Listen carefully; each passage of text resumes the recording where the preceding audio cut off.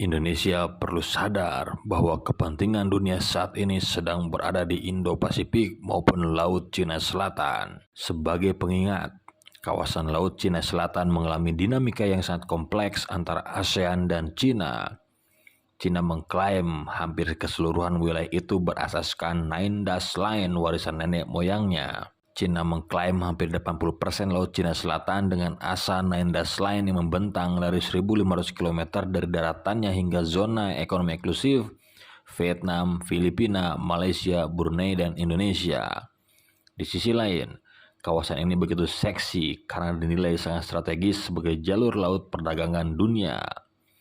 Beberapa negara pasti melewati jalur di Laut Cina Selatan sebagai penjamin roda ekonomi mereka. Belum lagi kalau kita membicarakan sumber daya alam di dalam yang sangat kaya. Laut Cina Selatan kaya akan cadangan sebanyak miliaran hingga triliunan barel minyak dan gas, ditambah dengan keanekaragaman ikan di dalamnya. Maka itu tak heran mata dunia kini tertuju ke kawasan tersebut, apalagi mereka negara besar.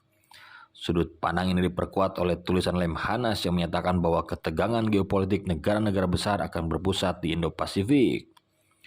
Oleh itu, banyak negara yang sudah bersiap menghadapi tantangan tersebut, termasuk ketegangan dengan Cina. Salah duanya adalah Jepang dan Australia yang memperkuat dirinya dengan rudal Tomahawk yang disebut sebagai pembawa malapetaka. Rudal Tomahawk adalah peluru kendali pembawa malapetaka yang syarat akan teknologi canggih di dalamnya. Rudal ini dilengkapi sistem pemandu Global Positioning System Terrain Countering Machine. Intinya, Tomahawk dapat meluncur serendah mungkin, memungkinkan dirinya tidak terdeteksi pantauan radar. Mesin yang dipakai rudal ini juga dapat menyembunyikan sumber panas, sehingga sistem pencari panas musuh akan sulit menemukannya. Rudal Tomahawk juga terkenal akan akurasi yang sangat presisi, bahkan dapat mengenai sasaran yang sangat kecil. Terakhir yang tak kalah penting, rudal ini juga mampu membawa hulu ledak konvensional hingga nuklir. Indonesia kini sedang dikepung negara-negara yang akan memiliki rudal mematikan tersebut.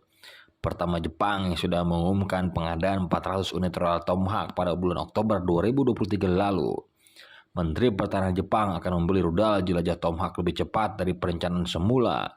Sebelumnya, pengadaan rudal ini akan terjadi pada tahun fiskal 2026 dan 2027. Namun dipercepat menjadi tahun 2025. Karena dipercepat, jumlah yang akan dibeli juga berkurang menjadi 200 unit. Selanjutnya Australia yang secara resmi mengumumkan pembelian 200 unit lebih rudal Tomahawk. Sementara Hobart Class adalah kapal perang yang sedang dibangun untuk Angkatan Laut Australia. Pertanyaannya, rudal ini digunakan untuk apa? Tidak ada jawaban pasti, namun sudah jelas Jepang dan Australia belum lama ini menyepakati kerjasama pertahanan untuk keamanan regional masing-masing negara. Siapa ancaman bagi keamanan dua negara tersebut? Jawabannya adalah Cina. Jepang dan Australia membahas potensi kerjasama militer dengan merujuk kepada aktivitas maritim Cina yang telah meningkat. Kedua negara membahas modernisasi dan frekuensi latihan militer bersama. Upaya ini menjadi langkah solid karena aktivitas provokatif Cina di kawasan Indo-Pasifik.